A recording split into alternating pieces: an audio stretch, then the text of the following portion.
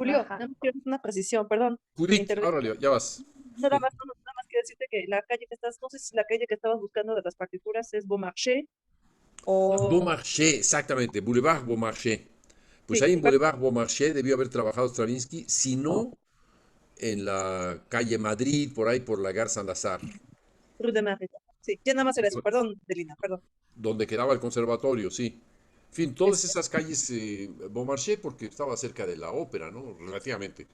Pero hay muchísimas casas de música muy conocidas y muy antiguas. Entonces ahí pudo haber estado trabajando Stravinsky. Pero el conocimiento no lo dio en ningún libro. La orquestación se aprende oyendo, no necesariamente en un libro. Yo, si escuchamos la música de alguien que conoce orquestación, incluso se le notan los defectos. Yo que aprecio enormemente la música de mi maestro Julián Orbón, le reclamo que haya estudiado en Tanglewood, porque las sonoridades de su orquesta son lamentablemente muy a la americana, son muy con metodologías que buscan la efectividad, la fuerza de la orquesta, no sé, cosas en contra de lo que Orbón escribía, que era más una orquesta cercana a la de Falla, a las sonoridades de cámara, más identificable, por ejemplo, con el Mahler eh, orquestal de música de cámara. O sea, la gran orquesta como gran música de cámara, esa es la idea de Mahler, o la orquesta de Manuel de Falla. Pero es lamentable que no se haya encontrado una metodología mejor que los tratados de orquestación. Son muy lamentables. Están hechos de consejos, de consejos prácticos. Y, es imposible. Una clase de orquestación en Estados Unidos funciona según las normas de los instrumentos que dominan Estados Unidos. Si vamos con el mismo tratado de orquestación a Francia, el resultado va a ser distinto. Si hacemos lo mismo en Italia, el resultado va a ser distinto. ¿Por qué? Porque los hábitos, los instrumentos, las habilidades son distintas en cada país. Sobre todo estas habilidades con instrumentos propios de cada país, producidos en cada país. Es, es algo muy particular, ¿no? El, los cambios de color. Por ejemplo, el Conservatorio de París, recuerdo en 1968, se había formado, creo que ya lo repetí alguna vez, un comité de lucha, cuando era pleno 1968, y el Conservatorio de París me convenció de que era una sarta de imbéciles quienes estaban ahí, porque crearon el comité de lucha de trombón francés y el comité de lucha de trombón checo, o trombón alemán. Eran dos metodologías opuestas, pero ellos crearon sus comités de lucha. Esa era la visión conservatoriana de una revolución estudiantil que puso de cabeza a todo un gobierno y a todo un país durante varios meses y que generó una nueva conciencia eh, que modificó, literalmente modificó a Francia de entonces a la fecha. Bien, ¿preguntas? Yo, Julio, antes de Adelina, tenía Sí, Leonardo. un apunte muy breve de lo que decía Mauricio, ¿Puedes poner que tu cámara, Leonardo? pues creo que me voy a solidarizar contigo y voy a hacer esta versión, este, Blackie. homenaje a Rothko también. O sea, lo de Stravinsky, ¿no? Que sí, Sí. que estudió Stravinsky con Korsakov, pero acuérdate que Korsakov le decía que no servía para nada. Ah, yo no me acuerdo de nada de eso, de historias yo no me acuerdo. Sí, o ¿Quién, sea, quién le decía Korsakov? Korsakov era muy crítico con Stravinsky, en particular de sus habilidades como orquestador. Y esto es revelador, sintomático de la historia que contabas de Saint-Saëns, que cuando escucha al principio de la consagración dicen que es un fagot. eh, Hay un juego de palabras ahí que se entiende en francés, que es decir, si eso es un fagot, yo soy un babuino, ¿no? Je suis un Badois. Y bueno, se ofende y se sale. También está por ahí Ravel y Debussy que están extasiados, ¿no? Con la consagración. Pero esto a mí lo que me muestra, digamos, es la distancia en el oído, digamos, la formación del oído de gente como Sansón y Korsakov ante estos nuevos lenguajes, ¿no? De estas primeras rupturas del siglo XX, que Sí, es muy bien recibida por gente, por ejemplo, como Debussy o Ravel, ¿no? Que escuchan algo inaudito, en el sentido de nunca oído, sí. y lo reciben de brazos abiertos. Y luego tenía un par de apuntes también de lo que mencionabas antes. Uno es no hacia tu exposición, a lo que nos platicas, sino algo que me parece recurrente y me despierta un extraño interés en el grupo y quisiera planteárselo al grupo. Y es Ujú. esta sorpresa o insistencia o apego hacia el tema de la escritura, ¿no? Que aparece cada tanto como un poco como si la pregunta fuera ¿cómo? ¿Es posible desprenderse de la escritura? Como si esto fuera una especie de sacrilegio o algo así, ¿no? Ujú. Y yo aquí invocaría también la memoria histórica, decir, a ver, acordémonos que la música se empezó a escribir por ahí de 1840, años más, años menos, ¿no? Por un Bueno, no, mandato papal. no con el gregoriano, ¿no? El gregoriano, la escritura gregoriano, bueno, al menos en el tetragrama, es muy anterior. Pero ¿cuánto muy anterior? 400 años. Pues sí, o más todavía, Bueno, siglo XI por ahí. no, yo te estoy hablando del 800. El siglo XI sería el 1000, ¿no? Ah, estás hablando del 800, no El 1800. 800, no, no 1800, no. De acuerdo. 800. De acuerdo, sí, de acuerdo, en eso sí, sí. O sea, es por ahí del 840 por mandato papal. Pero Sí. esto, vamos a ver, en la historia de la humanidad es hace 5 minutos, ¿no? Y es como que tener esta narrativa de que la música es legítima cuando está escrita, es negar la realidad de miles y miles y miles y miles de años donde se hizo música sin necesidad de escribirse nunca, ¿no? Y de culturas también. Y claro, o sea, como que no existe nada fuera de Europa antes del 850, ¿no? Porque no se escribía. Bueno, esta mentalidad es limitante y yo creo perniciosa. Entonces, como decías Julio hace rato, yo creo que coincido plenamente, la música es lo que suena. Lo que se escribe es una instrucción para llegar a lo que suena. Sí. Y hay en la academia, dentro de la tradición, este amor por el papel, que es muy extraño para mí, como que si no está en una partitura no es legítimo, no es música. ¿Cómo va a ser música si no está en una partitura? Y esto es exactamente una inversión, desde mi perspectiva, de la realidad. La realidad es que la música suena y se puede apuntar o no, pero lo que se apunta, insisto, es una serie de instrucciones para llegar a la realización de ese fenómeno sonoro. La música no es el papel se puede destruir, quemar y tal, y si está preservado, por ejemplo, en la memoria, la música pervive, o si está instaurado entre una práctica cultural, etcétera, etcétera. Eh, y aquí se abren dos puntos que son para mí muy interesantes porque en principio parecerían contradictorios. Y uno es, por un lado, al desprenderse de la escritura, es como si uno estuviera reinventando la tradición oral, ¿no? Luego de, no sé, 12.000 años de historia de civilización, vamos a decirlo, ¿no? Desde Göbekli Tepe más o menos hasta la fecha.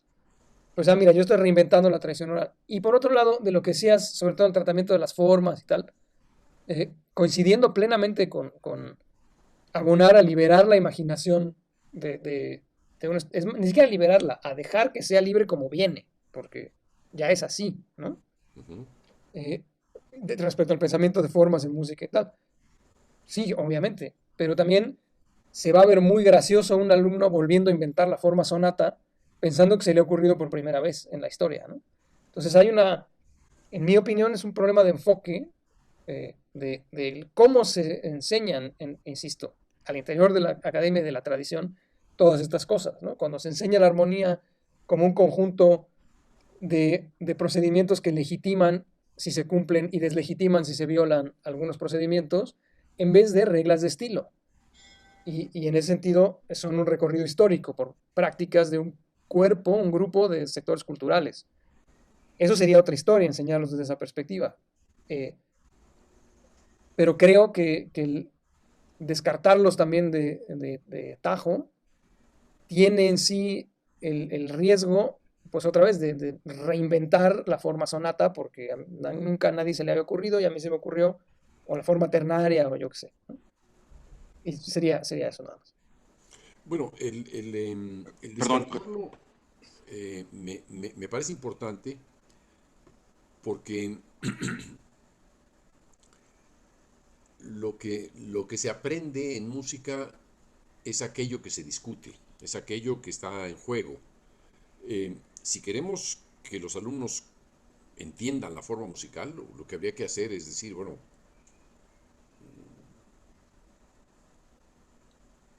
haz, haz cualquier evento, un evento cualquiera y trata de, de que este evento perdure durante un cierto tiempo que te dé la impresión de que ya está concluido. Esa sería una proporción para decir, bueno, esto puede ser eh, la definición de un inicio de algo. Ese evento puede ser hecho a base de lo que sea, de un instrumento tan tradicional como el piano o las voces, o puede estar hecho a base de los ruidos más inimaginables, ¿no? Podemos decir, si ese evento es autosuficiente, si este evento podemos repetirlo, o si queremos hacer algo que continúe a este evento. Y a partir de eso podemos hacer que el otro vaya deduciendo. Miren, es una buena idea. Podríamos hacer una clase sobre forma musical en un próximo seminario. Que el otro vaya deduciendo por sí mismo qué posibilidades tiene de contrastar esto, que le podemos llamar A, como lo podemos llamar X. De tal modo que sus propias ideas, sus propias iniciativas y la comparación de esas iniciativas propias con iniciativas ajenas nos conduzca a entender que la forma musical es el estudio de la secuenciación en música. Pero esto de la manera más general posible y no de la manera más particular. El descubrir la forma sonata, a lo mejor la forma sonata es ya demasiado definitoria.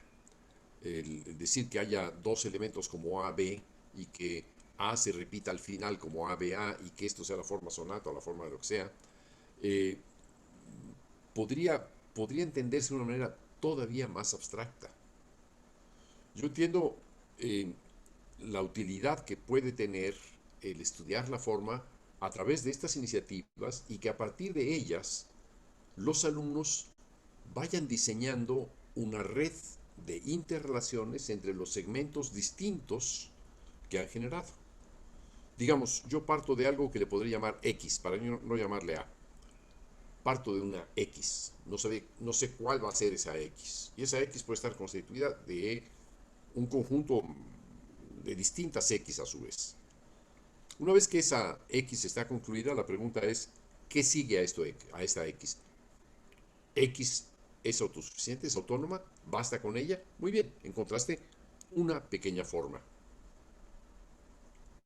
¿Quieres continuar con esto y solamente estás en X? Muy bien, seguimos dentro de esa forma, ya no tan pequeña, sino más ampliada. Y así sucesivamente. En el momento en que encuentra algo distinto de esa X inicial, A, nos encontramos quizá en algo que podríamos denominar Y. Y así gradualmente podemos encontrar la solución. Mira, alumnos que han descubierto el hilo negro, Xenakis. Metástasis de Xenakis es la forma sonata A-B-A. Una sección de glissandi con acordes estáticos, una sección serial y de nuevo la sección glissandi. Y no solamente en A-B-A, sino que A estaba constituida por de 0 a 50, pongamos, y la A final está constituida por algo como de 30 a 0. Se va en reversa.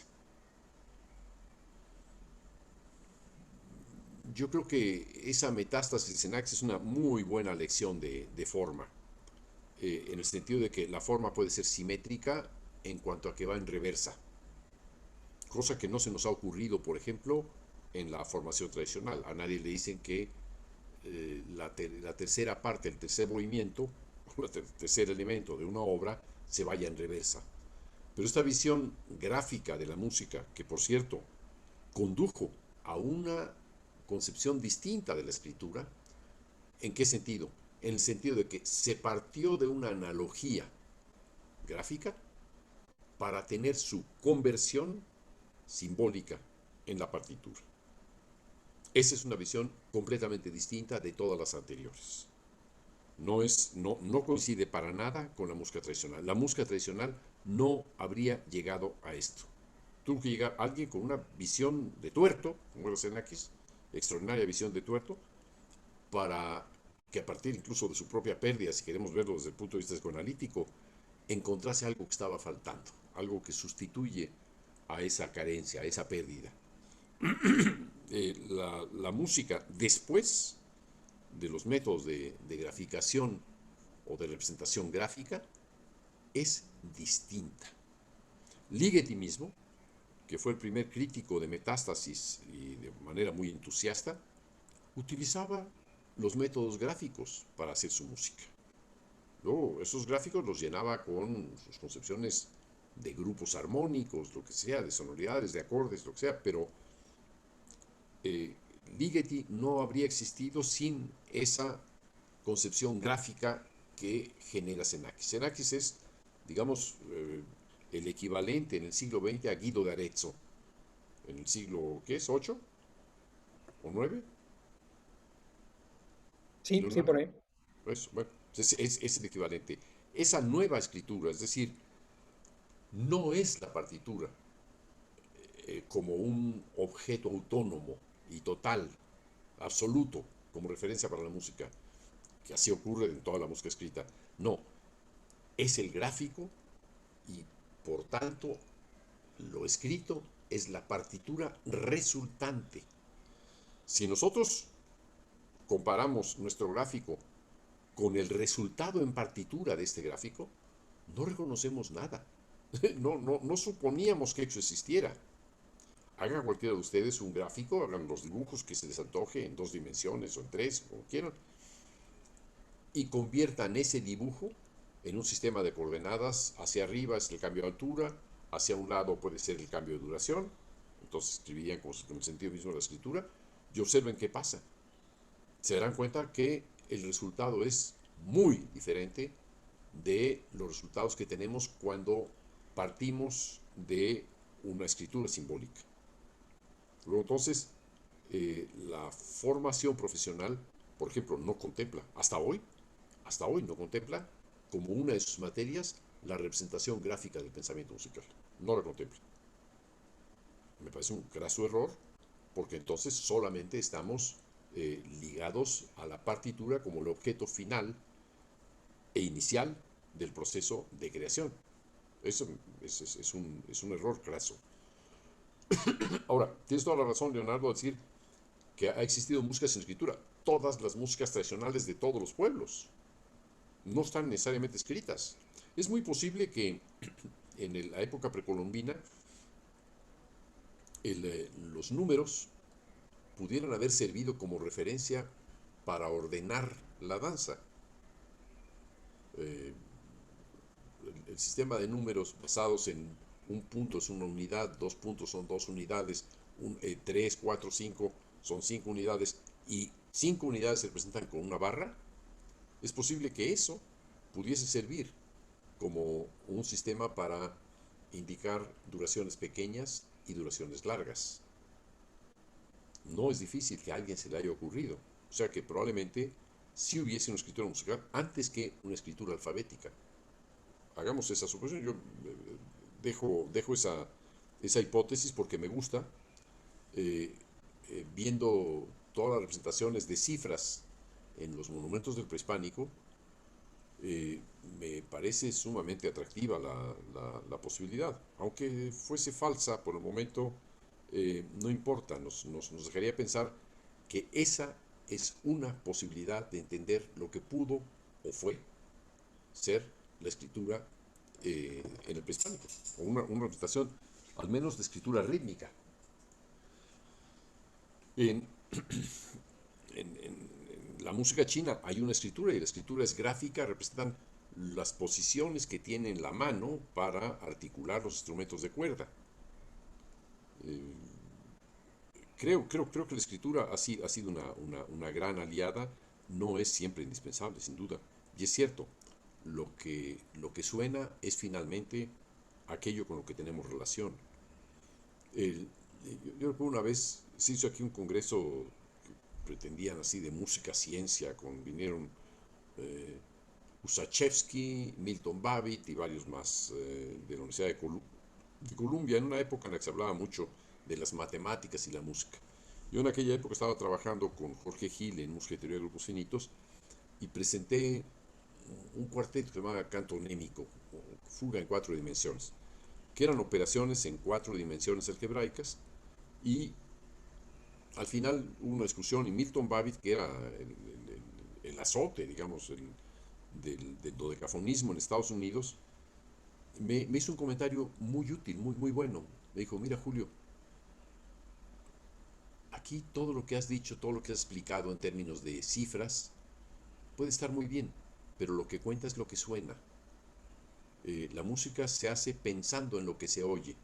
No sé si él lo aplicó alguna vez a sí mismo o ya estaba en una época en la que comenzó a ocurrirse, tendría como 70 años en aquel momento, pero, pero fue una observación muy útil, muy buena, que después escuché en voces de otros, como Jean-Claude Delois, que decían, no, la música es aquello que suena, y modificó esa percepción, modificó totalmente mi vínculo con la escritura. A partir de ahí justamente entendí lo estorbosa que podía ser el oído absoluto como referencia única para tener todo por escrito. Y el proceso del que he hablado, del trabajo con Malena Struskova, es justamente todo por fuera de la escritura. Lo único que tengo son cuadernos donde apunto cosas, pero no hay ni siquiera ninguna altura, ni ningún ritmo, ni nada, ¿no? Apunto básicamente las partes del cuerpo del instrumento y el objeto con el cual se hace sonar. O sea, se parece mucho más a la escritura china, si voy a alguna referencia histórica, ¿no? ¿Algo más, Leonardo, que quieras decir? Pues muy interesante lo que has puesto. No, no, nada más. Ok, bien, gracias. Eh, Escucho más participaciones. Adelina, ibas a decir algo o no lo ibas a decir, entonces yo quería... No, me parece que Mauricio desde hace rato tiene alzada su mano. Ah, Mauricio. Yo no veo la mano de Mauricio alzada, pero bueno, Sí, eso. Bueno. sí. Creo que hay una confusión. Bueno, para empezar, sobre Stravinsky y Korsakov, es interesante también la relación del maestro y del alumno, ¿no? Porque yo no sabía que Korsakov le decía eso a Stravinsky, pero lo que sí sé es que Stravinsky consideraba a Korsakov como a su papá, ¿no? Era como su papá adoptivo. O sea, Stravinsky adoptó a Korsakov como padre. Tanto que le escribió una pieza, creo que su quinto opus de Stravinsky, la quinta pieza de su creación, se la dedicó a Korsakov para sus funerales, ¿no? Es la famosa pieza que se perdió y que acaban de encontrar hace unos años, ¿no? Con respecto a la orquestación, nuevamente, yo no sé, Julio, qué piensas de lo que decía Varese, que Varese decía que uno nacía orquestador, ¿no? Que uno nacía orquestador, Sí, una frase típica francesa, ¿no? Cualquier tontería, ¿no? Se nace pues, orquestador, pues no sé, se nace flauta. pero ¿qué piensas de Varese como orquestador? Alguien que tiene una visión propia de la orquesta. Tiene una visión propia de la orquesta, ¿no? Sí, bueno, por eso no quiere Sobre decir que todo alguien que orquestador, también... eso es un autoelogio, ¿no? No, tal vez no, bueno, es que también Varese fue muy marginado, se tuvo que exiliar para intentar dar a conocer su música en el extranjero. No, bueno, yo creo Probablemente es que una frase de protección, ¿no? De, bueno, mi fuerza es la orquestación y me sale así, ¿no? No sé. Ahora, en cuanto a la notación y la escritura, creo que hay un problema también de manejo de términos y a veces estamos hablando de escritura y realmente estamos hablando de notación o estamos hablando de escritura y estamos hablando más sobre todo de representación.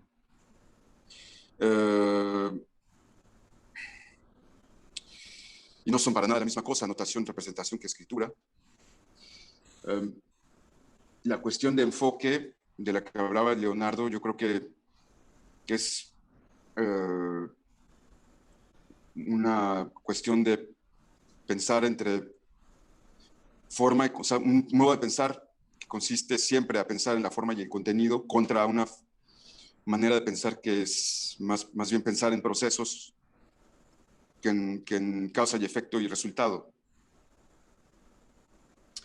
En ese sentido, si la escritura musical, a veces estamos hablando de escritura musical y estamos hablando de la convención de escritura clásica y no tiene nada que ver la escritura. De hecho, en Francia la clase de armonía y de contrapunto no se llama clase de armonía y de contrapunto, se llama clase de escritura, ¿no? Bueno, la convención, que habitualmente es a lo que le llamamos escritura, es el resultado de un proceso finalmente también, un proceso como también lo señaló Leonardo, un proceso que inicia desde la antigüedad, ¿no? Lo interesante, lo curioso, lo interesante de cómo se desenvuelve este proceso en Europa es observar el resultado que produce, ¿no? Resulta que la escritura se vuelve una parte esencial del sistema y una herramienta para pensar y analizar. Se desarrolla una forma de pensamiento analítico musical que, que da como resultado la forma sonata, vamos a decirlo, que la forma sonata no es la forma ABA', la forma ABA' existe desde antes de la forma sonata, ¿no? Es la estructura, es algo que ya está ahí desde siempre, una manera de organizar las ideas sonoras, musicales o incluso un discurso. Sin embargo, lo que conocemos, o sea, la pregunta, ¿se puede reinventar la forma sonata? Sí se podría reinventar la forma sonata si se olvida que existió la forma sonata clásica, ¿no? Porque esta forma es el resultado de un proceso histórico. La cuestión es, ¿habría habido esta forma sonata como, o sea, esta forma tal cual alcanzó su apogeo como forma de organización musical en Haydn, Mozart y Beethoven? ¿Habría podido existir tal cual sin la escritura? A mí me parece que no. No, o sea, la escritura se volvió una herramienta para organizar en función de ciertos preceptos que también se fueron cristalizando a medida que avanzaba el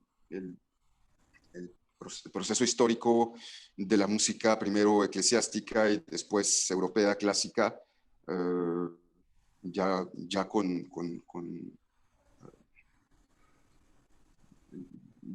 que se empieza a emancipar de la iglesia con Mozart, ¿no?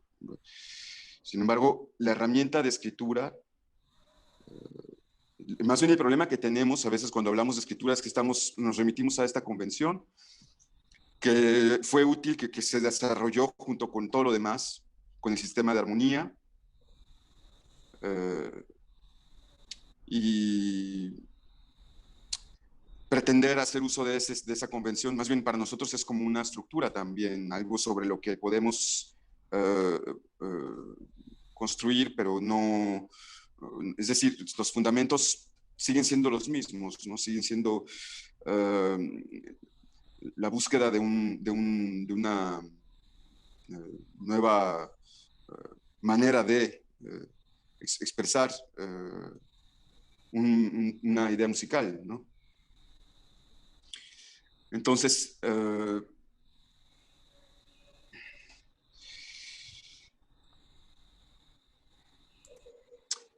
creo que tenemos que tener cuidado con el manejo de esos términos. Estamos muy constantemente confundiendo escritura con notación, con representación. Me parece que cuando ya estamos hablando de representación gráfica, estamos hablando ya de una notación, pero no necesariamente de una escritura. Como lo repito, en Francia la clase de armonía no se llama clase de armonía ni de contrapunto, sino clase de escritura. Se entiende que no solamente o sea, la notación ya la tienes, ya la dominas porque la aprendes con el solfeo, pero lo que vas a hacer es aprender a escribir música de acuerdo a las reglas de armonía y de contrapunto. Lo cual no permite tampoco pensar que eso sea la escritura. La escritura, No, claro que no, es una cuestión cultural e histórica. lo que enseña en Francia es más que nada la gramática armónica, la gramática, Ujú. el contrapunto, y se acabó. O la Pero a gramática. eso se le llama escritura. Todo ¿Sí? eso es escritura, sí, pero no necesariamente están hablando de la escritura. O sea, la escritura son No, claro que no. un conjunto de procesos que confluyen en la representación. O sea, la representación es la conversión de aquello que uno imagina o piensa en un resultado. Esa representación puede ser escrita o no. No necesariamente. La representación no tiene por qué estar siempre escrita. Puede ser no escrita. Ujú. eh, Puede haber incluso músicas. Todo eso que está diciendo de la utilidad que pueden tener las formas. Pues esas formas no son solamente europeas. O sea, la forma ABA, la forma sonata, puede haber existido en la música hindú muchísimo tiempo antes. Y puede haber existido en músicas que desaparecieron, como la griega, y otras músicas antiguas. O sea, No estoy seguro, ¿eh? sí, es una formación tan elemental. Decir, esto Piaget diría que estoy en la posición A, voy a la posición B, y por lo tanto entiendo lo que es la retrogradación, voy a la posición A. Esa es una operación lógica que ocurre en los primeros años de vida. Es más, es el niño que va caminando a buscar la silla, coge la silla y se le ocurre jalar la silla al lugar de donde venía. Esa es una operación ABA. Y es tan elemental que no Sí, pero en que, el lenguaje clásico no es solamente, no es eso lo que, bueno, la forma tiene esas características que son primordiales, pero en realidad lo que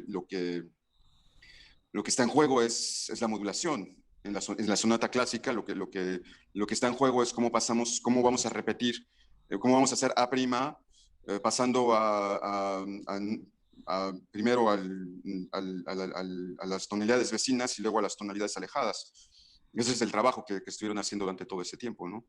bueno, O sea, la armonía, la escritura finalmente lo que hace es impulsar el desarrollo del pensamiento armónico, que yo creo que es gracias a la posibilidad de organizar en notación la, la, las componentes de los acordes sí, pero, no, ahí, Mauricio, perdón que te interrumpa, pero es que estás pensando dentro de la formación del conservatorio. O sea, tu concepción, por ejemplo, la idea de la modulación, la demonio, pero que la modulación, o sea, la modulación es la parte esencial. Vayamos a la música hindú.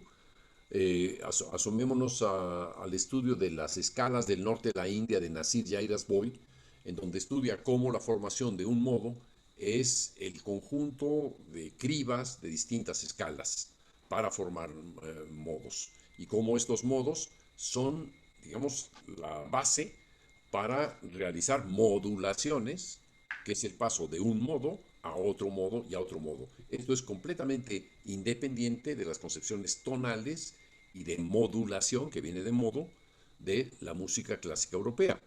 Digo, ahí nos vamos a enfrascar en una discusión que quizá no sea tan útil para los alumnos de propedéutico. Digamos que estas referencias pueden ser demasiado específicas para ellos, cuando en realidad lo que yo intentaría sería describir en los términos más abstractos y más generales posibles la noción de forma, si nos estamos refiriendo a la forma, o la noción de escritura, si nos estamos refiriendo al uso de símbolos, o si nos estamos refiriendo a la noción de creación en vivo o de improvisación o de lo que se quiera. Ahí estás metiendo denominaciones como representación, etcétera, que son, digamos, podemos discutirlo, pero no son el factor principal. O sea, eh, lo que interesa aquí en este momento es el ensayo de entender cómo se crea lo que se crea. Y claro, pero, esa perdón, pero lo que intento decir es que la escritura musical se desarrolla en un contexto particular, que es el contexto europeo, y que forma parte no está aislada ni separada del sistema y que produce un resultado que es un resultado que ya conocemos. O sea, todo el sistema musical europeo se desarrolla y desarrolla la escritura, una escritura que tiene una justificación, no es solamente notación, sino que representa más que solamente anotar, bueno, esto está en 4/4 y son 4 tiempos, 4 pulsaciones. Y esa es la parte elemental, pues. Aquí lo que es interesante es, bueno, yo no sabía, por ejemplo, no conocía ese detalle de la música hindú.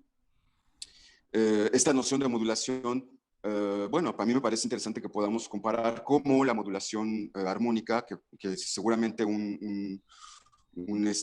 algo relacionado con la percepción, un fenómeno natural. La música hindú no hay armonía, ¿no? Es decir, no hay armonía, pero hay modulación, es lo que me estás aprendiendo. sí, aunque quizá ellos no empleen la palabra modulación, se pasa de un modo a otro, lo cual quiere decir modulación. ¿Qué quiere decir modulación? Es la interferencia de una información de un grupo en la información de otro grupo. Es la coincidencia de uno o más elementos de un grupo en los elementos de otro grupo. Eso es lo que se llamaría modulación. Y es una manera bastante más abstracta, bastante más refinada y bastante más útil de entenderla que desde la perspectiva tan cerrada de las modulaciones clásicas de la tonalidad europea. Por otra parte, la escritura no es nada más hoy europea. La escritura a partir de Henry Cowell, por ejemplo, que es, a mi entender, el teórico más trascendente que dio el siglo XX, la escritura a partir de Henry Cowell es completamente distinta.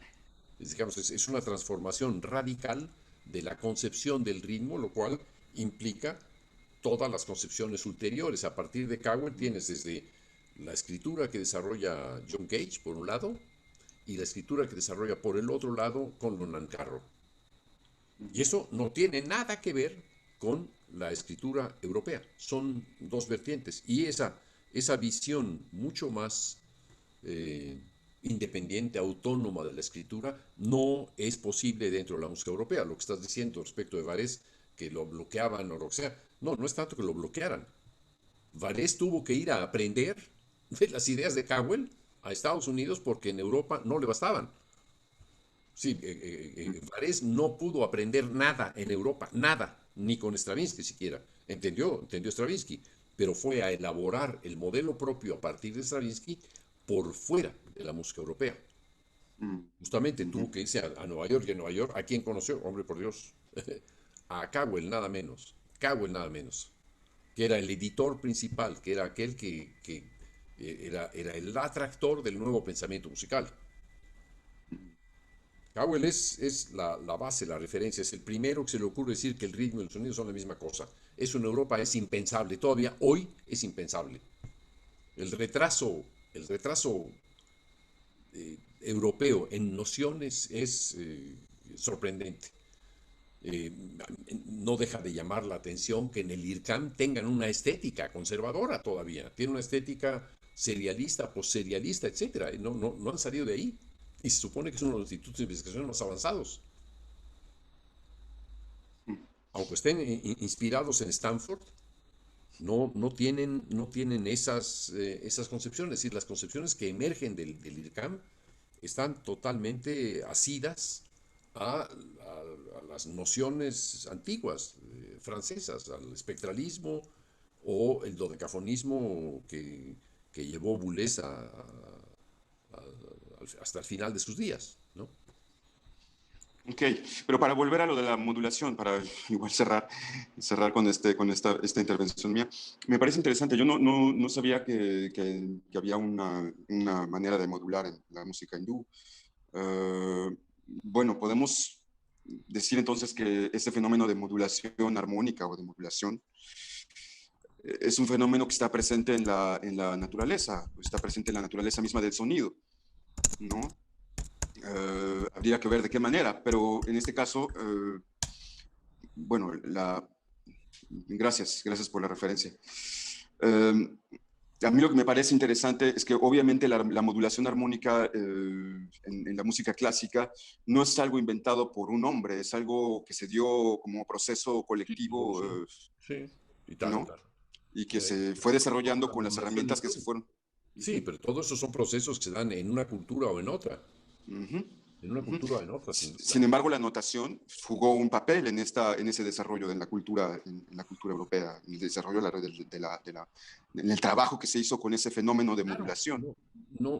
no cabe duda de que la notación fue útil y sigue siendo útil, pero la crítica a la notación es que no solamente a través de la notación se adquieren nuevas nociones, se tienen nuevas formas de representación, se adquiere un nuevo entendimiento de la materia de la música.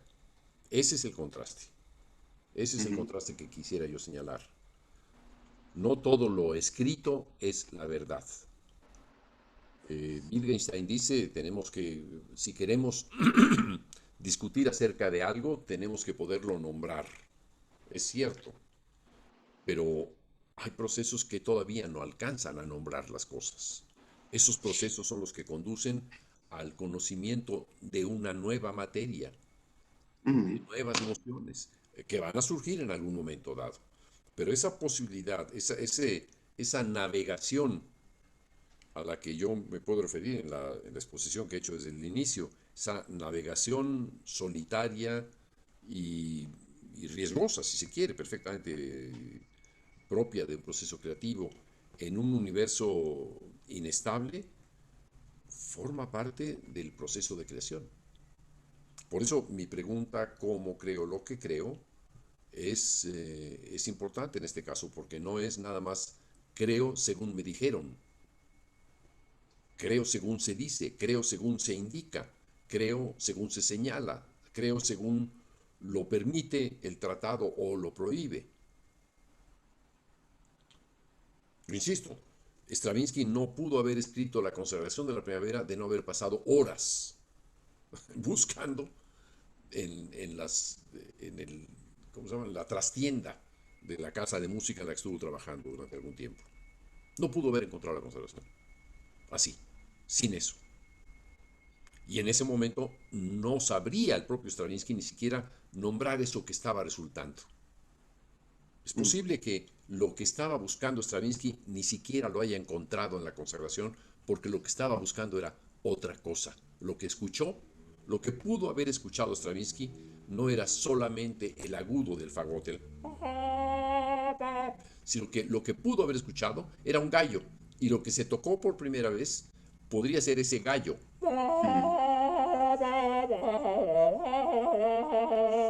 Esa alteración que parece un jodler suizo de los Alpes, podría haber sido el objeto de interés de Stravinsky y la escritura lo fijó en el do agudo del fagot. Eso también es una hipótesis. La búsqueda puede estar ceñida a lo que en el momento en el que se adquiere el nuevo conocimiento se puede entender. Quizá todavía no era el momento para Stravinsky de entender lo que era un multifónico. La palabra no existía entonces. No existía esa noción, no existía la experiencia del multifónico. Entonces Stravinsky, frente a ese posible multifónico, pudo haber escrito un do, simplemente un do. Pudo haber escrito la resultante de los cambios armónicos que sí produce el fagot. Pues habrá que ponerse a probar dentro del fagot todos esos multifónicos y comprobar que son muchísimo más ricos que el puro do, con el que se cifra, con el que se simboliza el inicio de la consagración de la primavera. Es decir, esa materia inaudita, verdaderamente inaudita, como acaba de decir Leonardo hace un momento, eh, esa materia la que probablemente le pudo llamar la atención a Stravinsky y no tuvo la posibilidad, porque el conocimiento era demasiado lejano, era demasiado complejo. No había las herramientas de conocimiento acústico, no había las herramientas de conocimiento auditivo, no había las herramientas de conocimiento instrumental, no había las herramientas de conocimiento de la escritura para poderlo representar. Entonces se quedó en un do agudo. Pero lo que sonaba, yo tengo la hipótesis de que lo que debió haber, por eso me fascina la consagración, me fascina no por lo que oigo, sino por lo que pudo haber sido. Está interesante eso, muy interesante. Es Y decir, bueno, sí, sí. digo que esa parte borrosa Ujú, Todavía no se pensaba así. ujú, En la época en la que está Stravinsky, no era lo borroso, se querían certidumbres, se querían tener certezas, ¿no? Si se iba a una guerra mundial en ese momento, había que tener alguna certidumbre de algo. No era esta cosa así móvil como los intonarrumori, los instrumentos de ruido de los futuristas italianos que escuchó Stravinsky, y lo mismo que los escuchó Varese en aquella época. Esos instrumentos producían a lo mejor simplemente esos ruidos, pero ahí se quedaron. ¿Se quedaron por qué? Porque no hubo el conocimiento suficiente para poderlos cifrar. ujú. Se quedaron como un elemento de museo. Ahí están en el museo en Varese, Italia, están estos instrumentos, los de Russolo y Martinetti, ¿no? Ahí están, y Marinetti. Ujú, ¿Qué producían? ¿Qué podían producir? Muchísimo más de lo que suponemos. Así como el surrealismo produjo ideas, es decir, más fácil entender la riqueza del surrealismo que del futurismo sonoro, por lo disparatado de las ideas, lo confuso que puede ser, los ruidos de los intonarumori, estos instrumentitos que producían cosas así, ¿no? Eso, eso era uno de los objetos de la época, los sonidos que se parecían a los instrumentos de la guerra, de estos neofascistas que eran los primeros fascistas, que estaban entre ellos los futuristas italianos, tenían una adoración por, por los sonidos de la guerra. Esos sonidos de la guerra no son pum ni pam, como las caricaturas gringas, ¿no? O los cómics, los dibujitos animados. No son eso. Son algo mucho más rico. Pero no tenemos la capacidad en el momento de estar creando de entender aquello que estamos creando. No tenemos la capacidad. La creación incluso nos puede sorprender que dentro de ella haya cosas que no entendemos. ujú, ujú, Eso es parte del ujú. proceso. Que siempre Sí, es un proceso bastante complicado. O sea, si tomamos conciencia justamente de esa dimensión que nos sobrepasa, bueno, pues no te queda más que trabajar con lo que tienes, ¿no? agua y ajo. Sí, tratar de, tratar de agarrar algo, ¿no? No. Esa es la filosofía que condujo a esa versión de la conservación de la primavera. Hay otra filosofía que es espera. Y eso fue lo que condujo a Varese. Eso es lo que Varese logró. O sea, lo que Stravinsky no logró hacer, porque era un gran pragmático genial, Varese exploró y fue bastante más lejos. Se metió Mm, realmente en el corazón de la materia audible. Tuvo mucho mayor tiempo para entender el proceso. Eso es lo que los espíritus pragmáticos no alcanzan.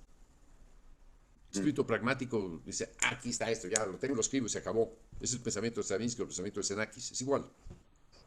Son pensamientos que captan aquello y lo usan de inmediato. Y lo mm, convierten ya en un registro, lo ujú, simbolizan. La ujú, simbolización inmediata. mm.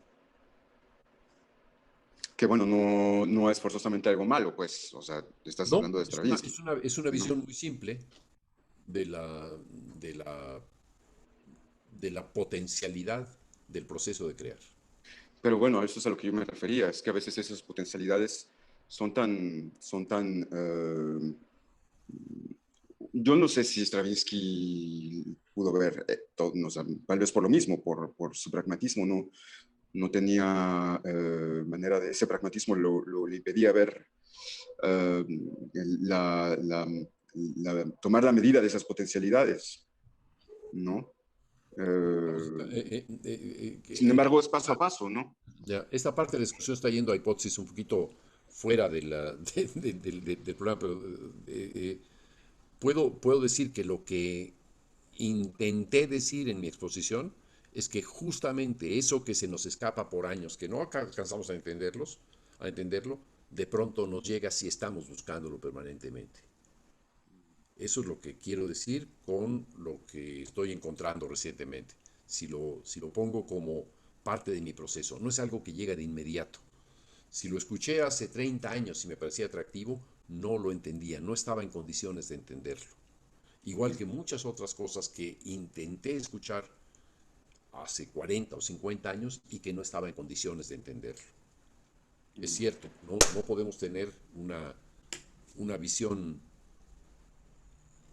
con inmediatez, digamos, del objeto que perseguimos, del objeto de nuestro deseo.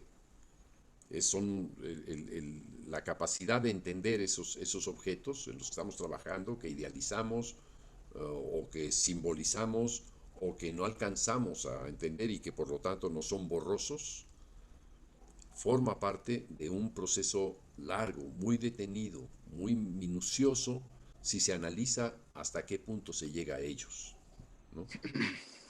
Ese es uno de los problemas en el que digo que he intentado, digamos, lo que he intentado decir está en esto, justamente en esa idea. La imagen de Stravinsky descubriendo el multifónico del fagot y escribiendo un do, me parece la más adecuada para entenderlo. Además, me parece una idea muy provocativa, porque estoy hablando de algo que simplemente es una hipótesis, es una manera provocativa de ver la historia, de decir que Stravinsky pasó delante de una historia que iba a ocurrir después y que solamente la llevó a cabo Varese, quien se fijó en lo que había hecho Stravinsky y se puso a explorar con un enorme micrófono o microscopio aquello para entenderlo. Sí, toda la percusión que hay en la consagración de la primavera se da en Varese de una manera que no se había dado nunca en Stravinsky. Pero ¿quién vislumbró eso? Stravinsky. Pero ¿quién entendió que había todavía ese espacio y que estaba por alcanzarse? Fue Varese. Y muchos otros de los sonidos. El poema electrónico de Varese es una visión que todavía prevalece como una visión muy avanzada de la música electrónica y electroacústica. No, entonces, ¿en dónde está eso? Está en ese tratar de entender antes de la escritura. A eso es a lo que yo me refiero. Digamos, esa es la esencia de todo este problema. Si no lo entiendes, no lo escribas. Stravinsky no lo entendió y lo escribió.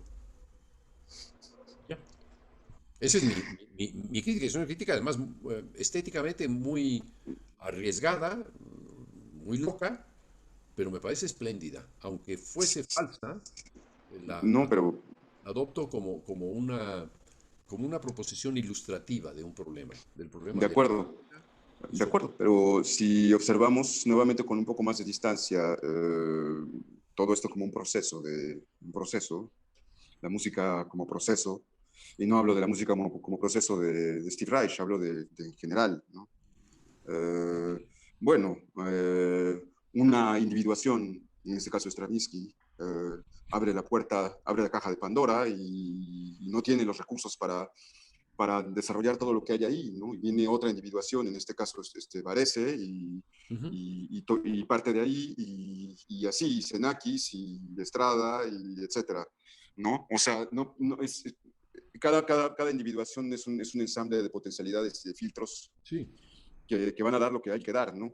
O sea, van a dar lo que hay que dar. lo que se alcanza a dar y lo que Exacto. pretende dar. Pero lo Bueno, que tú dices es que hay que tomar tiempo para descubrir qué es lo que tenemos que dar, más allá de lo que el sistema mismo de notación nos permite dar ya. No es lo que yo entiendo. Muy bien, muchas gracias, Julio. muy bien, Mauricio. Lamento que nos hayamos extendido tanto en esto porque hay quizá varios de los presentes que no necesariamente entiendan todo lo que estamos hablando. ¿Alguien quiere protestar por nuestra discusión? Por favor.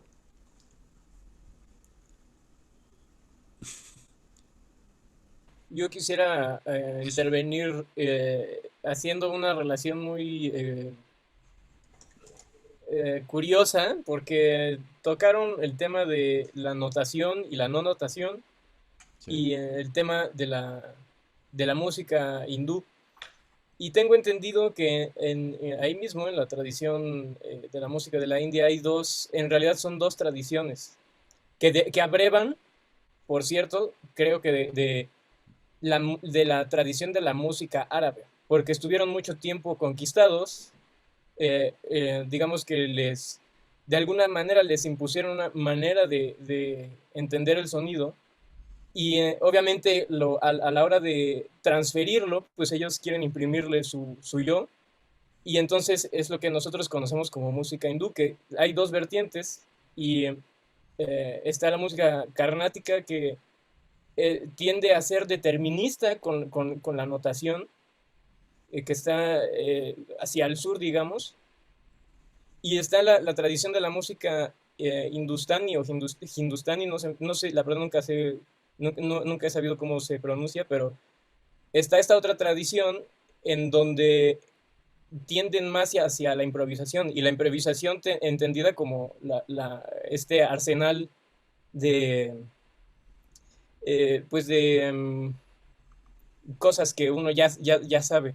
Entonces, bueno, señalar que ahí mismo, ¿no? En India tienen estas dos vertientes. La verdad es que de la música carnática no me he puesto a investigar cómo es su notación, pero sí sé que la tienen y que tienden más a aprender su música. Y bueno, también había otro punto que quería comentar, que es en relación a las formas como estructuras que derivan del imaginario colectivo, porque se podría llegar a hacer la relación, no sé qué tan atrevido pueda llegar a hacer eso, pero se puede llegar a hacer la relación de que, eh, por ejemplo, en el barroco se tendía más a las formas imitativas y si pensamos que eran sociedades que estaban muy condicionadas por el catolicismo o el cristianismo, o sea, es decir, bueno, Dios, Jesucristo como deidad, se puede llegar a pensar que la narrativa de esas sociedades, por así decir, están todas basadas en imitar a alguien, en ser como. Y también se podría hacer la relación así mismo con formas sonatas y, no sé, por ejemplo, sistemas como el serialismo, cómo la condición en la que viven puede llegar a determinar el imaginario colectivo y por eso surgen esas formas en específico. Y bueno, eso sería lo que puedo comentar por ahora, ¿no? Ya. Bien, Diego.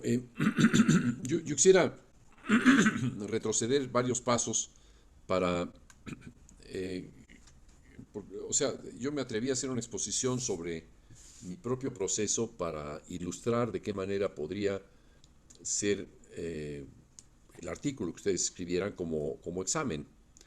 Eh, porque me pareció, digamos, un acto de pedagógico, de honestidad, de explicar cómo yo mismo me veo respondiendo al planteamiento que hace este seminario durante este semestre. Eh, de ahí que me haya puesto a hablar de mi propio proceso. No hubiera yo querido llegar tan lejos como una discusión que se fuera tan allá, digamos. eh, pero sí toqué temas que tienen que ver, como decía Mauricio, con la escritura o la representación o la notación o las materias de conocimiento, la orquestación, etcétera. Pero, como siempre, críticamente hacia ello. No quiere decir, si yo soy crítico hacia ello, no querría decir que, que sugiera prescindir de ello. Yo lo que propongo y lo que he venido trabajando los últimos 30 años en el Acremus, o 35 si se quiere, lo que propongo es que todas esas materias de estudio que a mí me parecen de una condensación de una gran sabiduría de siglos, sean enseñadas de una manera distinta. Cuando estábamos hablando de la forma, yo decía, bueno, acudamos a la teoría de redes, definamos lo que es una entidad y a partir de esta entidad podemos compararla con otra entidad, que puede ser relativamente o bastante contrastante con la primera, y así ir avanzando para entender lo que es la forma. Eh, Ese es, digamos, el modelo que yo propongo es, sí, efectivamente, todas esas materias, a mí me parece el conocimiento europeo, digamos, durante siglos, sobre cómo puede pensarse la música en términos de secuencia, melodía, en términos de formación de varias secuencias al mismo tiempo y de relacionarlas, de buscar el equilibrio entre ellas, contrapunto, y la relación entre esa secuencia y su proyección en la vertical, o sea, armonía, eso dicho de esta manera que intenta ser lo más clara y lo menos tendenciosa hacia cualquier sistema, es lo que creo que se requiere entender, se requiere estudiar, pero no a partir de los modelos y de los cánones exclusivamente europeos, porque hay una enorme cantidad de ejemplos en el siglo XX y en el XXI de cómo entender estos procesos de secuenciación, de polisecuenciación y de secuenciación y proyección simultánea de las resonancias. Eso me parece una forma que a lo mejor un maestro de armonía no entiende lo que estoy hablando cuando estoy hablando de su materia. A eso, a eso quiero referirme.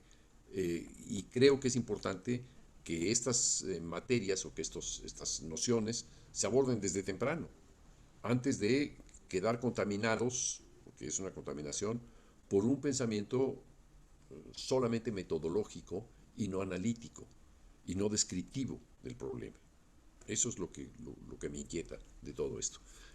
Quisiera escuchar a quienes no han hablado y tengo el tiempo. ¿Podemos abreviar y escuchar las intervenciones? Jóvenes. Hola, yo me gustaría nada más comentar algo. Ujú. Me disculpo por no tener la imagen, la verdad Sí, es que está lloviendo mucho y se corta mucho si tengo la cámara. Bueno, yo creo que fue una plática muy interesante y a mí lo que me llamó mucho la atención fue como, no solamente en la música del otro continente, eh, pues, pues era como, pues, al inicio era tradición oral, ¿no? Y no se abordaba directo en la escritura, sino que también de este lado, eh, también el jazz fue así, o sea, cuando llegó el jazz a Nueva Orleans. Y es algo curioso porque las primeras críticas que se hicieron al jazz fueron de europeos y justamente ellos fueron los primeros en hacer la notación de jazzística, ¿no? También, porque pues por todo el desarrollo histórico que habían hecho ya con la notación, con su notación, ¿no? Tradicional.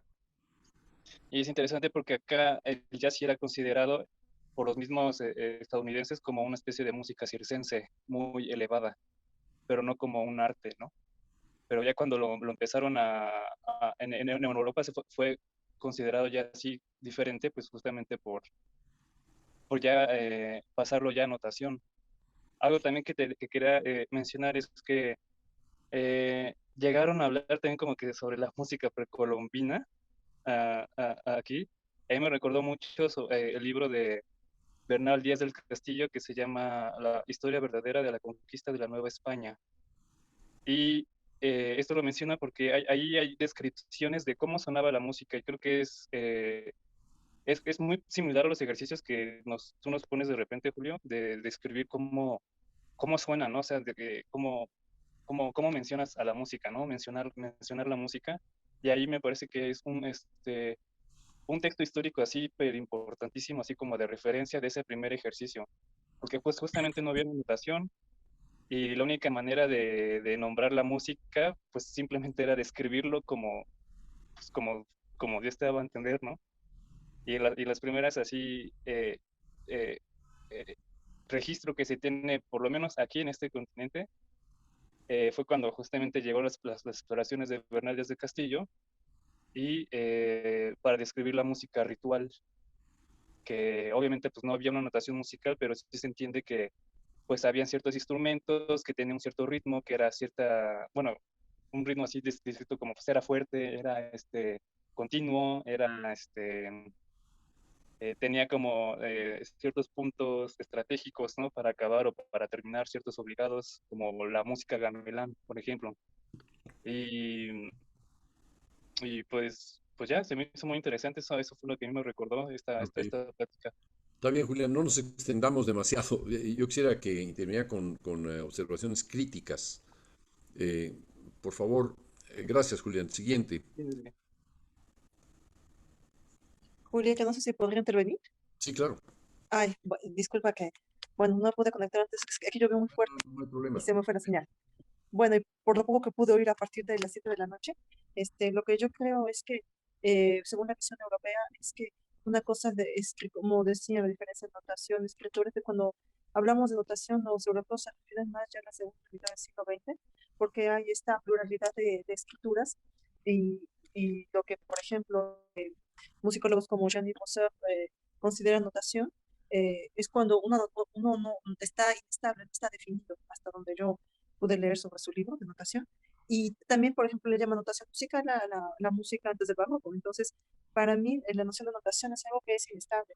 Ya cuando se habla de escritura es cuando ya hay una práctica plural y de alguna manera es un término lógicamente eurocentrista, que después se va a extender a todo el mundo, bueno, con la conquista de los mares. Y ya en el siglo XX se vuelve con esta idea eurocentrista, ¿no? Pero ya la escritura se vuelve más bien una noción de notación. Entonces, después de la Segunda Guerra Mundial, la notación tiene varios vestidos, por ejemplo, el gráfico, el simbólico, el verbal. Entonces, ya la palabra escritura es una práctica, desde mi punto de vista, y ya la notación es algo que todavía no se ha establecido, es inestable, de hecho, pero que puede llegar a ser una escritura, es decir, una práctica. Esa es mi intervención. Gracias, Julio. Buenas noches. Muy bien, gracias, Judith. Bueno, la notación es algo que está en permanente evolución, de tal manera que puede ser inestable o estabilizarse. Eso es parte Claro, de los sí, procesos históricos, en donde, es más, la notación de una misma idea musical, de un mismo objeto, puede ser distinta a través de distintos autores. sí, por supuesto. Eso ocurre mucho en la música del siglo XX, que hay una notación eh, al estilo de fulano o al estilo de Penderecki o de Xenakis o de Ligeti, y en realidad pueden estar anotando algo muy parecido, muy cercano, ¿no?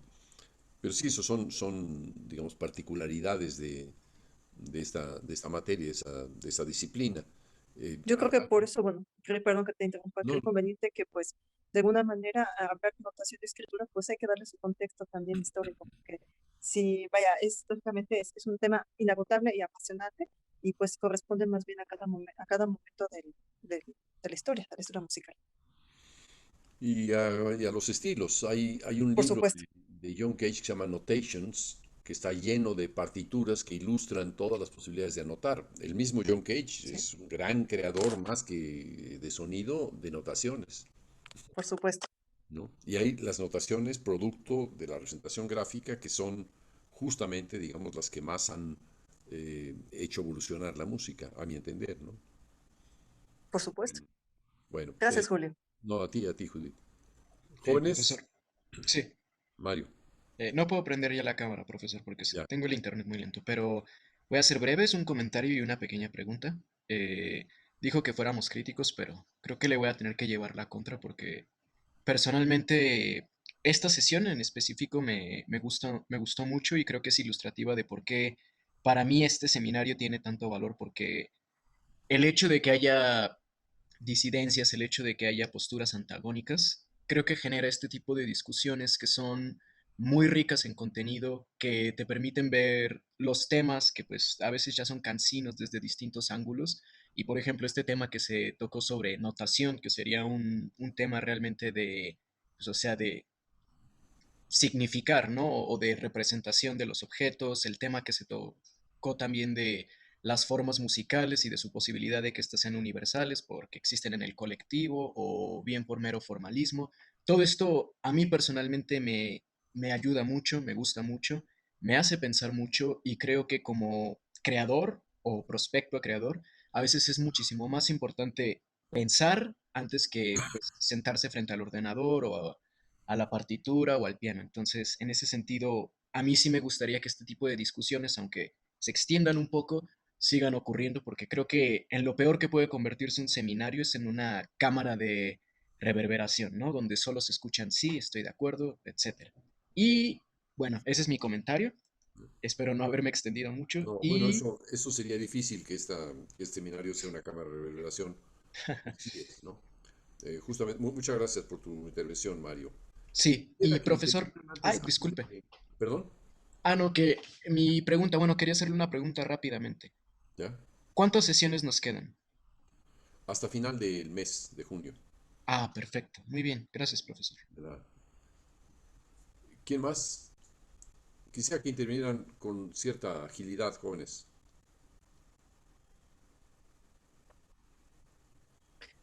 Ay, Julio, es que yo te tengo una pregunta, pero Sí, bueno, sí, mejor sí, la sí, hago. no, pues sí, de una vez. Lo que pasa, con respecto a tu propio proceso creativo, bueno, que no pude escuchar la primera parte, bueno, Ah, entonces, me interesa mucho saber tu opinión porque tú, lógicamente, lo que haces es una exploración del imaginario en cada persona que precisamente tiene esa aspiración de crear.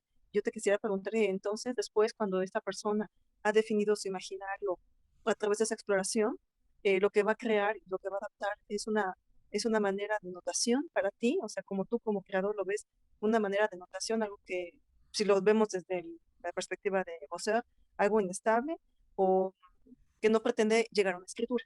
Esa es mi pregunta. bueno, yo no seguiría las nociones de Bosser. Me parece muy simplista su visión del mundo musical. De hecho, Sí. su propia música es un buen testimonio de ello, ¿no? No tiene muchas cosas que decir más que de lo que está observando que ocurre en el ambiente. Siento mucho decir eso. Ah, no, no, por eso quería escuchar tu opinión. Me interesa mucho escuchar lo que dices No, es acerca de... la idea de inestabilidad de la notación. Eso es típico, hasta decir basta, de la tendencia filosófica francesa de crear un cajoncito, crear una denominación para poner dentro de esa denominación todo. Es decir, como se tiende a hablar, los modelos son muy claros. Esto es rizomático. ¿Por qué? Porque tiene varias vertientes. Y todo se divide ahora entre lo que es rizomático y lo que no es rizomático. Estas tendencias a definirlo todo eh, a través de simples comparaciones, esto sí y esto no, Ujú. es típico de la filosofía francesa, digamos, de una buena parte de la filosofía francesa o Por francesada, supuesto. que no se interesa demasiado en describir, sino en categorizar, Sí. en crear, en seleccionar en el mundo lo que corresponde a esto, vamos a juntar todo lo que corresponde a esto y lo echamos en este compartimento. Entonces, estas ideas de Bosser, la notación es inestable, ¿y qué? Que sea inestable, es evidente que la notación está evolucionando todo el tiempo, podría En ese decir, sentido lo dice, en ese sentido lo dice, en sí, que se va a mover. por eso, pero podría decir Sí, también, en vez de, es que lo hace como casi parte de sus diccionarios, ¿no? Es un diccionario de términos sí, musicales. Neologismos. sí, Querer efectivamente. estabilizarlo a base de un solo término y no analizarlo. Esta idea de, justamente, del diccionario, de clasificar y basar el pensamiento en un conjunto de clasificaciones, me parece que empobrece la visión general que se puede tener de una materia, ¿no? Bueno, dejémoslo ahí. Por el momento, Gracias. faltan de expresarse varios por aquí y varias.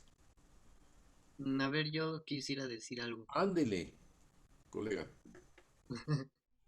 Pues Paz. nada, yo reduciría toda esta plática a que la notación es una manera de poder hacer que los demás puedan entender lo que creaste y luego que lo puedan interpretar, pero hay muchas maneras de hacer eso. Incluso una notación puede ser no usar notación y nada más que oigan que oigan cómo se oiga, que oigan cómo se oye y que repliquen, ¿no? Que lo copien y ya.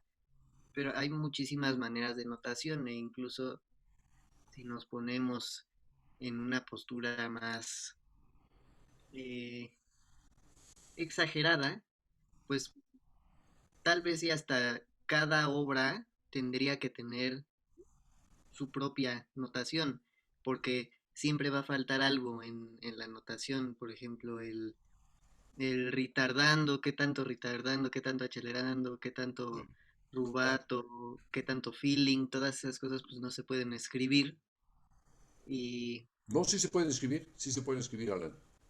Sí se puede escribir. Podríamos hacer una discusión en torno a la notación, pero no era el tema la notación.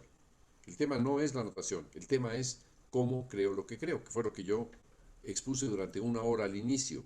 Y es en torno a eso que quisiera cerrar la sesión, Alan, si no tienes inconveniente. Eh, bueno, ¿Ya? Ok. eh, Sí, lo que pasa es que ya nos extendimos en la idea de la notación y eso ya se lleva años. Podríamos tener un seminario de 5 años respecto a la notación y en fin, no, no es el tema ahora. El tema bueno, es el proceso de crear. Intervenciones, últimas intervenciones, por favor. Faltan Sí, las jóvenes. Ah, yo Carlos, tengo una pregunta sí, claro. y es, regresando a esto de esto, del ejemplo que nos diste de estos cuentos, a mí bueno, supongo que esta pregunta está, bueno, depende mucho de que no escuchamos el cuento así como de que tú lo hayas leído, Julio. Y mi pregunta es como que, ok, tú escribes la prosa, ¿no? Tú escribes la narración Ujú. y la narración va a describir el sonido. Y en la mente de cada uno de los escuchas va a existir este sonido. Pero depende, bueno, yo digo que depende mucho pues del contexto y del contexto histórico de cada persona. Y esa música o ese sonido resultante pues de la lectura, eh, como que hasta dónde este sonido o esta música puede decir que es completamente, o no completamente, sino de tu autoría y no como del escucha, porque nace del contexto histórico o de lo que la mente de esta persona pueda asociar a lo que lee o a lo que escucha. Sí, algo que me interesa particularmente en el proceso de crear es que es ignorar qué es lo que va a ocurrir en el otro, pero no ignorar al otro. Eh, Hay varios procesos que he seguido, por ejemplo, memorias para teclados, un proceso para eh, generar música minimalista por cuenta del intérprete. Yo digo, el intérprete puede inventar sus propias melodías y combinarlas según entienda, según quiera. Y estos son los modelos. Yo solamente doy ese conjunto de modelos.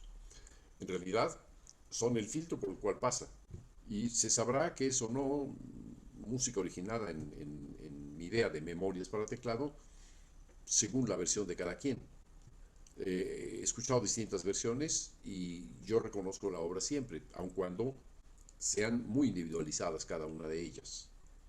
Eh, la versión más conocida de Memorias para Teclado es la que hizo mi esposa Belia Nieto. Está en YouTube, la pueden consultar. Ella misma hacía versiones distintas, pero siempre basada en la misma versión que consolidó. Eh, Aquel que lee un texto, sí, su imaginación es muy distinta. La imaginación de cada quien nos dará un resultado distinto. Pero también es distinto cómo escuchas tú y cómo escucho yo un cuarteto de Beethoven. Cuarteto número 14. Yo lo escucho de una manera, tengo varias referencias, lo he escuchado muchas más veces a lo mejor que tú, o tú lo has escuchado más veces que yo, y los ecos que produce en la mente de cada quien van a ser distintos. Y vamos a escuchar tal fragmento y detenernos todavía, aunque ya el fragmento ya pasó, detenernos en la memoria de eso que acabamos de escuchar y sigue la música. Y al mismo tiempo lo estamos escuchando, o sea que estamos escuchando lo que retenemos más lo que va avanzando. Eso no lo puede controlar, digamos, el autor, ¿no? Porque la música es así, la música es algo que va evolucionando en el tiempo y que entra a cada una de las mentes de una manera distinta. Igual. mucho más, de una manera todavía mucho más acentuada en un texto literario y más acentuado todavía en el texto literario porque en literatura hay traducción, ¿no? Es como si, por ejemplo, una obra, Stravinsky se tocara con un conjunto de cítaras hindúes.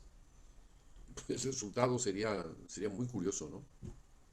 Es una exploración histórica y cultural, ¿no?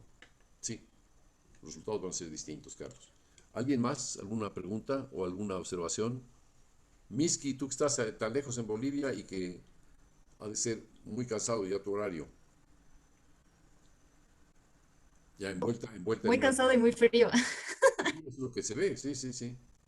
No, no tengo ninguna pregunta. A mí me encantó mucho lo que estaban desarrollando de la escritura, cosas que me preguntaba, pero no podía responderme. Ah, ya, de acuerdo. No, mi pregunta se va de nuevo, insisto, a observaciones respecto de lo que quise utilizar como una guía para su trabajo de fin de semestre, el trabajo de todos ustedes, el cómo creo lo que creo. Ahí tienen una muestra, o sea, como se dice en los toros, me lancé al ruedo para, para hacer la faena, y queriendo mostrar cómo se podría resolver, cómo lo resolvería yo, si quieren. O sea, darles una muestra de la manera en la que yo entiendo que se podría resolver, ¿no? Sí, una vez nos diste un Word de lo que tú escribiste, de cómo creas lo que creas, y leí el Word mientras yo estaba haciendo mi texto y ahí me di cuenta que en realidad la creación es sumamente individual, que lo que tú hayas escrito como ejemplo no me servía a mí como ejemplo, Ok. entonces tenía que empezar yo desde el inicio, que me está costando hartísimo la reflexión, que Qué es muy bueno. importante, pero me está costando hartísimo. Qué bueno, lo cual quiere decir que vamos a tener un texto muy interesante. Ojalá lo pueda terminar porque es esto hasta el No, fin del mes. ojalá lo terminas o te quedas ahí en Bolivia para siempre. No, si tengo un pasaje para México te lo termino, seguro que sí. Ya. Ah, bueno, Miski. Bueno, pues muy bien. Que pases buena noche con tanto frío por allá. Sí, Ok, gracias. a ti, chao. Adelina, Regina, Itziar, quién sabe si esté. Pues nada, igual no tengo preguntas acerca de lo que expusiste al principio, Ujú. sobre tu proceso, las cosas como las has ido ideando a través de los años y cosas que te has dado cuenta. Eso me gusta porque es muy sincero, ¿no? O sea, desde el momento que dices, es que yo no había usado mi voz y no sabía que la podía usar para esto. Ese tipo de declaraciones, pues se me hacen, o sea, justo como esta ah, médula espinal de la creación, ¿no? Porque yo también, o sea, igual escribiendo mi texto, he escrito cosas así como de, pues, no sabía que podía hacer esto, pero lo empecé a hacer y resultó en esto. Y no sé, como que, bueno, yo creo que, espero que igual a mis compañeros sí les haya dado luz, y no, pues, ¿no? Eh, igual con todo esto que estaban hablando de la notación y todo aquello, igual hay muchas ideas, ¿no? Como dices, puede ser toda una clase de discutir de ello. Y yo también tengo mis ideas al respecto, pero pues creo que ya es demasiado tarde como para que también me aviente una exposición. Pero pues no tengo más que agregar, más que eso. Agradecerte por tu exposición. Ya, no hay que agradecer. Me parece interesante lo que estás señalando. Bueno, decir que soy sincero, pues no podría ser de otra manera. La sesión pasada, Alan Pluger dijo que él quería hacer la música con sinceridad. Y volvemos a la denominación de sinceridad en música, lo cual es, es siempre riesgosa. Eh, Creo que lo único, lo que es significativo, lo que nos interesa en este proceso, o al menos lo que me interesa que desarrollen, es su capacidad de describir cómo es su propio proceso. Descríbanlo, tal cual es. No se inventen nada, no vayan a hacer reflexiones muy complicadas, no. Describan qué es lo que hacen. Y una vez que lo están escribiendo, van a entender que pueden profundizar más sobre ello, que pueden entender mejor. De lo que se trata es que en la medida en la que escriben o describen su propio proceso, van adquiriendo una conciencia que no tenían probablemente de él. Eso es lo que me parece fundamental en todo esto. Julio, por ejemplo, a mí sí me ha pasado eso. Yo Ah, he vale. escrito, tengo Que ya no quería hablar, ya está hablando. Sale. no, bueno, nada más de rápido, es un comentario brevísimo. Sí, O sí. sea, tengo como dos páginas ya y sí, me ha salido a raíz bueno, a raíz de escribir, así como me recomendaste que grabara, pero más bien me puse a escribir, em, un razonamiento me lleva a otro y a otro y creo que he llegado a cosas y a pensamientos y a deducciones que no hubiera tenido si no me siento a hacerlo. O sea, solamente entrando y abriendo esa puerta, entrando ese camino, vienen más ideas y más claridad, creo. Y entiende uno mismo muchas cosas. Y bueno, estoy en ese proceso, pero bueno, será para la otra porque te digo que sería largo. Ya. No, pues es muy interesante lo que estás diciendo. Es decir, efectivamente, el hecho de comenzar a escribir implica que va uno a encontrarse con nuevas temáticas y se va a requerir desarrollar lo que uno acaba de decir. Y ese desarrollo, eh, pues representa una toma de conciencia. Y esta parte es enriquecedora.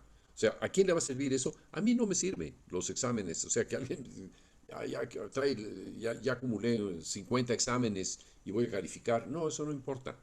A quien lo hago porque esto va a ser de una enorme utilidad para cada uno de ustedes. Esa es la parte medular, ¿no? Van a adquirir una conciencia distinta de ustedes mismos. Es ahí en donde está el problema.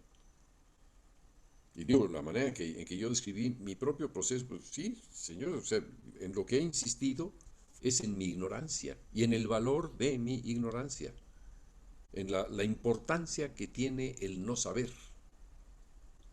Eso es, digamos, el punto de partida de la búsqueda. O sea, el proceso creativo quiere decir que uno emprende una búsqueda a un territorio X. Y ese territorio uno quiere conocerlo, se metió en él por algo, ¿no? O sea, nos metimos en la selva porque me atraía la selva, porque me atraía el desierto, porque me atraía, en fin, eso es lo que es significativo. Esa parte es la que al escribirla, al describirla, es la que nos informa más en dónde estamos, qué hacemos, qué queremos, cómo lo hacemos, cómo lo resolvemos, ¿no? Está bien, Ade, qué bueno, me da mucho gusto también. Sí, Dos, gracias. dos respuestas sensitivas al problema. Bueno, tres con Miski, que también ya dijo que le estaba costando mucho trabajo. A ver si puedo, decía, nada de que a ver si puedo, Miski, no, no se aceptan los saberes. Bueno, creo que todo el mundo intervino ya. Pues si ya está, nada más que decir, ¿sí? Bueno, bueno, jóvenes, pues muchas gracias a todos, ¿sí? Muchas gracias, Julio. Buenas noches. Chao, Gracias, Sí, Julio. Julio. Hasta luego, Descansen gracias. todos. chao, Buenas Carlos, noches. chao, Hasta luego, gracias, buenas noches. chao, Mauricio, chao, bye.